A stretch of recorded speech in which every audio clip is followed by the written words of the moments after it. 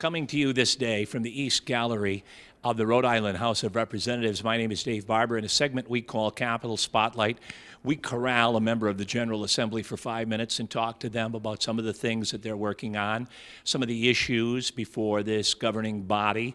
And early on in the session, we like to invite specifically some freshman members.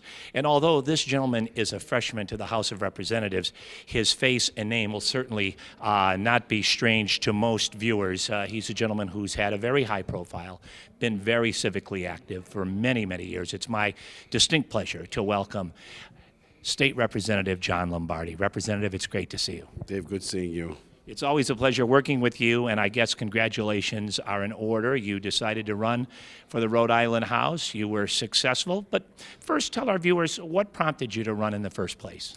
Well, there seemed to be a vacuum. Many people had reached out to the state representative, the incumbent, and the phone calls were not being returned.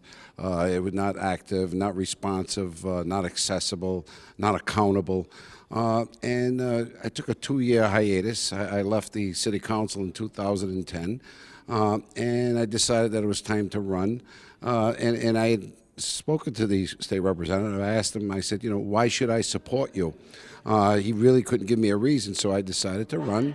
I took on that task, and I think we won pretty convincingly. I think the people of the neighborhood spoke loud and wide, and I think we won by an overwhelming mandate. Speaking of the neighborhood, of course, many people realize that you have a thriving professional legal practice. But when I think of John Lombardi, I don't know why necessarily, but I just think of Federal Hill. I mean, I associate you with Federal Hill, and I know you've spent a good majority of your life in that neighborhood. It has to be kind of fun, I would think, to represent a portion of our state that is certainly one of the most widely known and appreciated by people from around the world.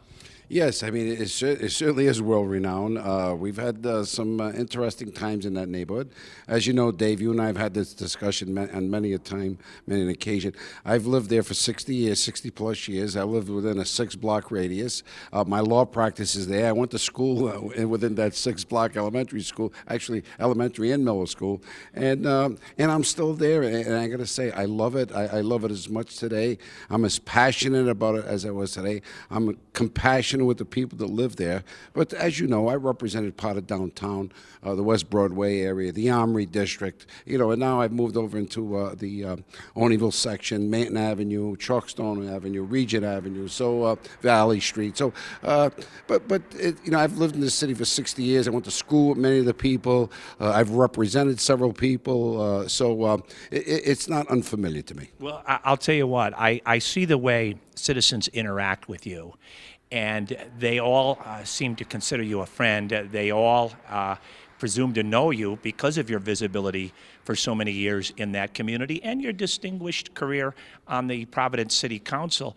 As you move forward in session 2013, what are some of your goals or priorities? Well, what I would like to do, obviously, is I like to take it on an issue-by-issue basis. I try not to make, snap judgments. I try to read a law. But obviously, people are concerned about the economy and jobs, education, taxes, and actually they're concerned about, aid to cities and towns to provide those city services that they feel are lacking, like, garbage collection, streets being repaired, trees, sidewalks, recreation programs. So those are the things that I will be keying in on in the next 2 years. Now, you also have the interesting distinction, maybe for the first time, to have a brother on the other side of the building serving as a freshman member of the Rhode Island Senate. What's that like? Well, Projo reported that it's the first time in the history of the state, so I'm certainly honored and privileged by that. My brothers are very competent, very capable, and I'm certainly honored to have been a part of that. Since we have two brothers that'll be coaching against each other in the Super Bowl, a lot of comparisons are being made.